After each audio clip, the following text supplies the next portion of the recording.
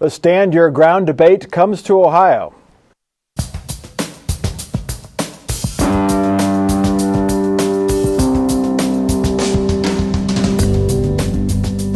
From the Battelle studio at WOSU at COSI, this is Columbus on the Record. Joining Mike Thompson this week, Ann Fisher, host of All Sides with Ann Fisher on 89.7 NPR News. Joe Hallett, senior editor for the Columbus Dispatch. Janetta King, president of Innovation Ohio, and Michael Miller, attorney and former Franklin County prosecutor. The debate is over a line that sometimes can be hard to define. In a confrontation, it's the line between who is the aggressor and who is the defender. Ohio law now says people have a duty to retreat from deadly confrontations if they can. The Ohio House this week approved a bill that would eliminate that duty to retreat requirement before using deadly force in self-defense. It's commonly known as a Stand Your Ground law, which of course gained lots of attention in Florida in the shooting of Trayvon Martin by George Zimmerman. The debate prompted protests at the State House and a spirited defense. The current law is the right law to have. I think it's tough enough, but I also think it's not a law that allows someone to follow a innocent African-American teenager and say, I fear for my life, and gun him down, and then say, I stood my ground. Stand Your Ground is a marketing label, it's a media label, it has no independent meaning. Ohio is the only state that requires a person acting in self-defense to prove that they were acting in self-defense. Every other state, it's up to the prosecution to prove they weren't acting in self-defense. Michael Miller, you've defended and prosecuted criminals. The bottom line question for this law is, would it make us more safe?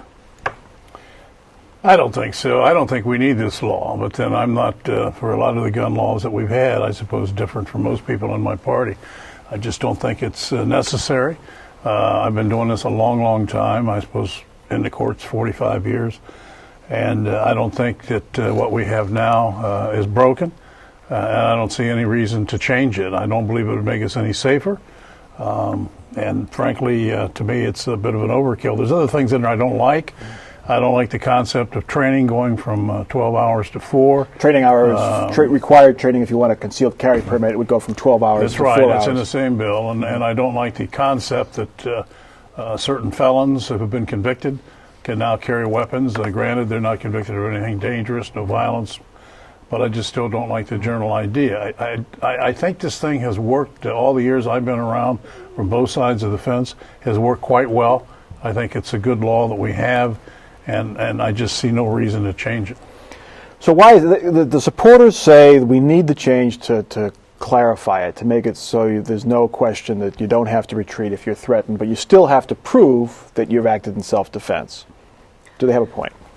Well, I think the proving, you're going to have to stop and think about that for a second before you shoot, and I don't think anybody will. I think they've got stand your ground in their mind, and the proving, will come later. The bottom line is, if someone is shot and killed and shouldn't have been, that's a horrible thing to contemplate, and I don't think somebody thinks about the personal ramifications of what they'll have to prove in court. We should say the law does allow you to stand your ground in your house, in your or in your the castle doctrine. Yeah. Right. But this is like if you're at a park or you're at a shopping mall or any kind of public place where you still can stand your ground if you're confronted.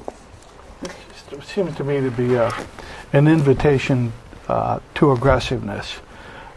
Rather than stand back. And we already are an aggressive society, and now we're a society that's more aggressive with more guns. We've had 82,000 concealed permit applications granted this year already, which was more than all of last year. And I'm with Mike. I just don't see the rationale for this. We saw the problems it caused in Florida, and there's no reason to believe that won't happen here. And I guess I find it very interesting that of all of the things the legislature could do, they picked this bill where there's not really a problem in Ohio to advance and to spend their time on. And it is being pushed by very extreme organizations. If you'll remember the Buckeye Firearms Association, who we just heard from on the clip, they actually held a fundraiser to buy George Zimmerman a new gun when all this was happening in Florida. So, these are folks with very extreme views. So why does this keep coming up? I mean, there's been bill after bill, either proposing loosening restrictions on guns, and many of them became law.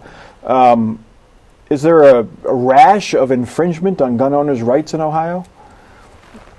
No, it comes up because the gun lobby has a gun-friendly legislature. It's dominated by conservative Republicans who favor this, and a lot of rural Republicans who favor this. I suspect that it has passed the House. It will probably pass the Senate. I think there's a lot of fear of crossing the gun lobby. But it may not pass the Senate intact. Right, Some of the components of it may be nixed in the process. One of the provisions kind of makes sense. It would align Ohio's background checks with the federal background checks, so you'd only have to go through one background check when you purchased a gun. That kind of makes sense. If Ohio's becomes more stringent, I suppose. Yeah, we're heading toward paperless society. Yeah. Something Joe said too, I think, is very accurate about the power of the gun lobby.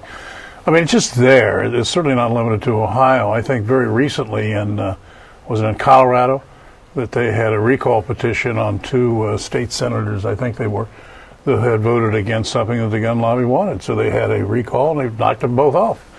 And politics are politics, and both sides look at that and are aware of it. So they are a very strong group. Why isn't the anti-gun lobby as organized as the pro-gun lobby? Because that's what it was. In Colorado, it was like 20% showed up. So obviously the pro-gun folks were mobilized to throw this guy or these people out of office, but the anti-gun, well, the guy, whatever, Well, oftentimes it's law enforcement and police officers and prosecutors and others who don't have that kind of opportunity to mobilize members. They're doing their job, and also I think funding is a big part of it too. The gun lobby has significant funding and is able to really gin people up. And basically, all those people you mentioned, the law enforcement and the prosecutors in this state, are totally opposed to this bill. Mm-hmm. So that shows you the power. If a lawmaker can go against the police officers, that's like going against mom and apple pie if you're a politician, correct? I mean, you can't go against the cops and the firefighters and the prosecutors. But the gun lobby has posited this as a constitutional right, and it's a very emotional thing for people to think that the government is going to try and deny our rights, or in this case, it's going to expand our rights, a right that's already there, by allowing more guns in society, and it's hard to buck that argument. All right. After all the controversy, it turns out that the audit that Jobs Ohio didn't want turned out pretty good. Governor Kasich and the quasi-private development agency fought hard against an examination by the state auditor, but Dave Yost prevailed. He did his audit, and he found only minor problems. Yost said his audit found Jobs Ohio made mistakes that nearly every new organization makes. They didn't always follow their own rules. They were hiring people, they were training people, and there was missing documentation. There were instances in which their normal procedures were not followed. There was only one conflict of interest among those. And Yost said that conflict of interest involved 7 shares of Smucker's company out of 108 million total shares in the company. Yost did say that Jobs Ohio has no clear procedure for screening for or preventing conflicts of interest. Janetta King, Democrats have hammered the governor on Jobs Ohio, said it was, ripe for corruption. Does this audit take wind out of Democrats' sails? No, Auditor Yost can say that there's nothing, and there's just minor infractions, but there was findings of credit card abuse. There was lack of financial oversight, taxpayer dollars, again, without any explanation or oversight. There's some significant problems, and you can try to get the headline, don't look at anything here, there's nothing here to see. But he did, even on this clip, delineate significant findings. And I think another thing that came up in the report that they have to answer for, specifically Governor Kasich, is the Developmental Service Agency, the new Department of the Development. They are giving giving out significant sums of money, millions of dollars, in fact, to Jobs Ohio with no written agreement, no written contract. So I think that there are significant things here that you can, try to whitewash it, and the Republicans can try to say that there's nothing here. But I think, in fact, it documents the significance of the problems. The significant findings were on money that was spent that was returned to the state, and so, I mean, is that what you're talking about? The money they returned to the state, so doesn't matter anymore. Well, I think that there were some additional dollars, though, that were to perform services that the Department of Development or the Development Service Agency did give Jobs Ohio. But they were arguing that some of these they were under $75, and there was some confusion on whether or not they had to report them. And almost any audit's going to find issues, bookkeeping issues. Is this not the case with this one? To me, the issue is going forward. This is the last audit there will ever be of Jobs Ohio if the law stands as it stands. They changed the law after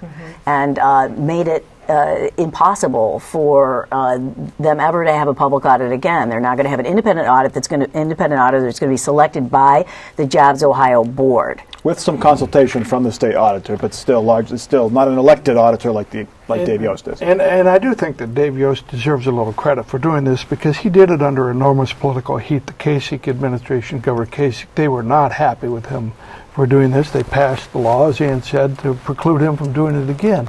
One thing that shouldn't be missed in here is that the audit did find that board members did have financial stakes in companies that got financial support from Jobs Ohio and from DYS, or Department of Administrative Services.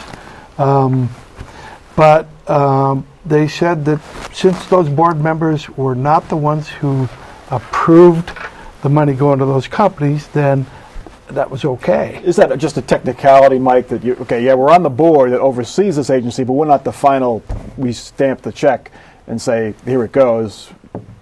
Well, I don't want to call it a technicality, Mike, but I think that the auditor did pointed that out, as Joe said, that they didn't decide where the money went and so forth. And I'm kind of interested in this, and that, as some people have said, there are some things that was found that the Democrats may make hay with, and perhaps rightly so. But on the other hand, I see Representative Carney came out and said the whole thing's a whitewash. So to me, that was just a political statement. Unless you find somebody with a horrendous crime, it's a whitewash. I agree with Joe. I think the auditor did a good job, and I have every reason to believe that the governor is going to try and take these suggestions that were made in order to improve things and do it. And we'll see. Only time will tell. Jobs Ohio says they've already implemented some of the changes that Yost highlighted in his audit. Is that enough, Janetta? No, I mean, the significant thing is what Ann said. We are never going to know. They put up so many walls around this entity and just passed legislation after legislation exempting it from any kind of oversight. So I think that Jobs Ohio is a scandal waiting to happen, but unfortunately, the public may not ever know how their taxpayer dollars are being spent. I think a broader question is just an examination of whether Jobs Ohio is working. Because once again, we saw the unemployment rate tick up in this state. And now it's, for the first time in 3 years, 2/10 of a percentage point higher than the national average. I think there was a job gain of like 2,600 since August when we last saw an Ohio jobs report. So we have not seen much job growth in this state. It begs the question of just how effective is this entity? Well, they're saying it created something like 350,000 jobs, but how do you check that? How do you connect the dots? It's kind of almost impossible to know for sure what job came from where. Mm-hmm. Right. Well, go ahead, Joe. I think the Kasich administration, we had that significant job loss during the Strickland administration because we had the Great Recession. And I think the governor has claimed that there's been like 160,000 net jobs gained since he took office. But that, a lot of that might have come back anyway, regardless of who was governor. And we have seen that, and this could be an issue in the campaign next year, we have seen the job growth stall. Yeah, I mean, that's slow, but the unemployment rate is ticking back up.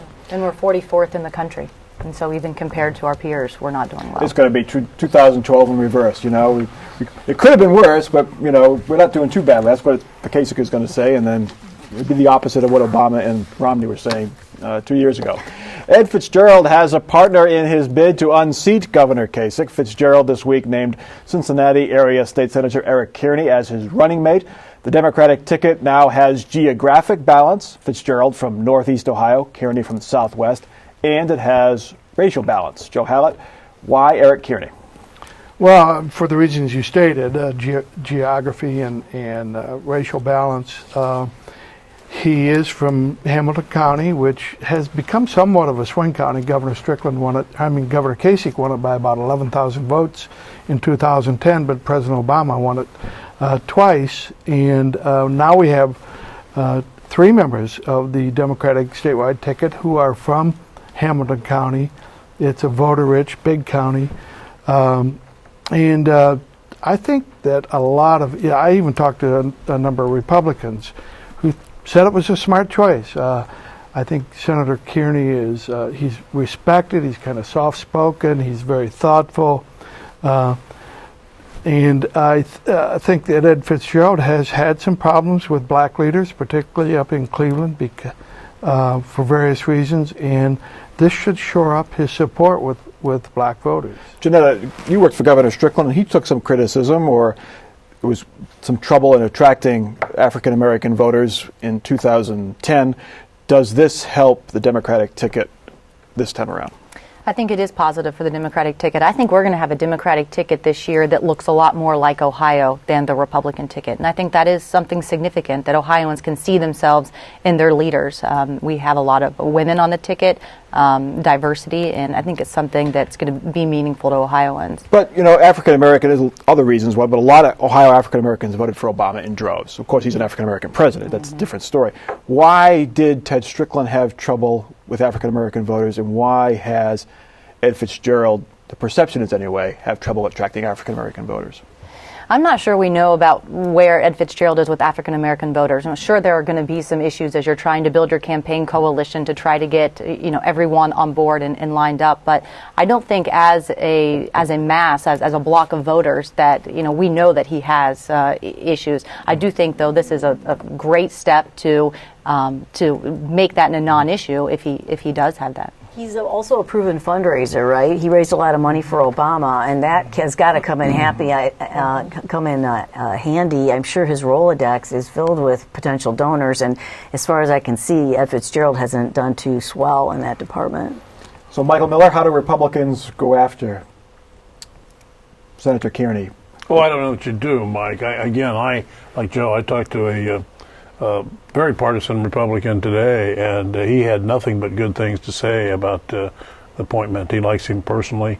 He's a good man, and I like to hear those things. I don't like to see the other side always painted as they're always wrong. No negative ads? No negative ads against Ed Fitzgerald? I don't. Well, Ed Fitzgerald's a different matter. Yeah. But again, the old axiom, you don't vote for the lieutenant governor anyway, just like the vice president, and I'm sure that's true. But I think it was a very smart choice on his part. And as I say, I've heard nothing but nice things about the the nominee, if you will. Any surprise that he didn't pick a woman? We know that Democrats are going to make an issue out of Governor Kasich and the abortion restrictions that he signed, and the famous picture that Karen Kassler took of the governor with all of his male cabinet secretaries. But it's Governor Kasich who has the female running mate. Any surprise that he didn't pick a woman? Janella? No, because again, the ticket has women, Nina Turner, Connie Pillich. I think that women's voices on the Democratic ticket are represented, so I don't think that was a make it or break it. And I do think that, we have both now Senator Kearney and Ed Fitzgerald who have championed women's issues, and so I think that that won't be an impactful thing.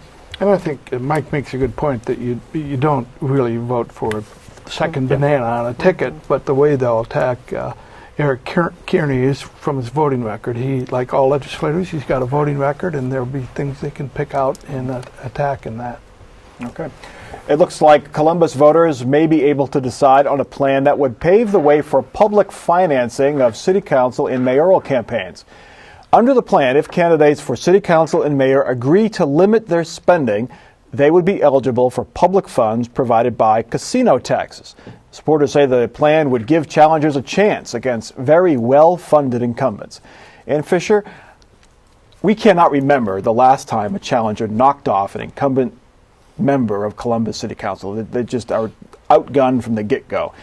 Will public financing help them? To me, it's not a Democrat or Republican question. The Democratic voters in Franklin County and the city outnumber Republicans, and you'd have to do a lot to overcome that as a Republican. However, it could bring more diversity to the city council in terms of different points of view. Right now, it's sort of lockstep with whoever appointed you. Every single one of them now have been appointed before they were elected, and they owe somebody for that. This would be more advantageous by far to Democrats who want to break into this job. Michael Miller, you've run for office. It's been a little while in Franklin County. I mean, how hard is it to break into the group that's already there? Well, I suppose that depends what era we're talking about, Yeah. Mike. There are times it wasn't so hard, and times it's very hard. Yeah. I don't think this thing is going to go anywhere. If as Ann says, the situation with all the Democrats in the city far outnumbering the Republicans, if they view this as something that will help the Republicans, they're going to be opposed to it. And the Republicans will do the same thing if the shoe was on the other foot. It's like redistricting. And it has been on the other foot. It has been on the other foot, And that's you right. think opponents to this will play up the Republican advantage issue and play that up and scare off Democrats from voting for it? Well, I just think internally the Democrats will come out opposed to it, and I don't think they have to say it's because of the Republicans or what have you. I just don't think it'll happen. And frankly, to be honest with you, I don't know that it would make much difference whether it did happen or didn't happen. And I'm not sure it'll happen either, because I think when you pose the question to voters, do you want your taxpayer dollars funding Right. elections? I just don't think that they're going to say, yes, put my taxpayer dollar into an election instead of, into these other important services for my community. And we've had some on a national scale, and the political people don't seem to accept that money. Yeah. They can raise more on the outside anyway, so they never take it. This basically is allowing for, because obviously the challengers aren't going to be able to raise, the limit for city council candidates is $85,000. If you promise not to spend $85,000, we're going to give you public money. Well, Earl Smith, who ran for mayor, spent $10,000. Right. So none of those, quote, no-name challengers are going to raise anywhere near This would not set a $85,000. precedent, though. Was it at Austin, Texas? There's a couple other places where they do this. This isn't like unprecedented and freakish to do to consider something like this. I think Jeanette's hit the nail, though. I happen to support public financing of campaigns because I've seen what happens when you don't have public financing, and it's just, the public pays for it anyway. But it's hard to tell citizens that their tax dollars ought to go to a politician's campaign. They abhor it, and it's hard to get it passed. All right, let's get to our last topic. There is a chance Ohio voters could vote on whether to borrow $13 billion to pay for clean energy projects in the state. The money would be used to pay for wind, solar, geothermal, other renewable energy products. You'd think this would have the support of environmental groups, but they don't. The Ohio Sierra Club and the Ohio Environmental Council both oppose it as being too vague and overly broad. This sounds great, Joe. $13 billion on wind turbines, really research this stuff. Great energy, renewable energy, but it's very murky. It is murky, and I think that's part of the reason the environmental groups oppose it, is because we have no idea who's behind this. This campaign was incorporated and run out of Delaware, which has very strict confidentiality laws. We can't find out who's behind this. They preclude, we're talking $13 billion here. They preclude the legislature from having any say in this, including any veto power over how the money is spent. And the Secretary of State of Houston, even though certified it for the ballot board, basically said, look out for this. We don't know who's behind it or anything about it. Let me be totally paranoid. Clean energy is a relative term. We have clean coal. Could it be that this is big energy that's behind this and they want to control the renewable energy funds? I don't know. It very well could be. It puts a lot of power in what the ballot initiative calls the Ohio Energy Initiative Commission. But if you look a little bit further, this commission is not a nonprofit or a state-run entity. It's actually a for-profit LLC. And in the ballot language, they write themselves to get $65 million a year to operate this commission. So I'm not sure exactly who's behind it, but it is an entity that wants to have total control, cut out anybody else from having any say, and give themselves a lot of money to do this work. Well, we got to get to our off-the-record final parting shots, and we'll start with you, Michael Miller. Well, we're filming this on Friday the 22nd, and I suppose my parting shot is, I think 50 years ago I was in Washington, D.C. during the when the president was assassinated, and that's, I suppose, what I think about more on a day like today than any prediction of the future, except hopefully that something like this will never happen again. You were telling us before you were getting your shoe shined. That's right. Yep. Janetta. That's right.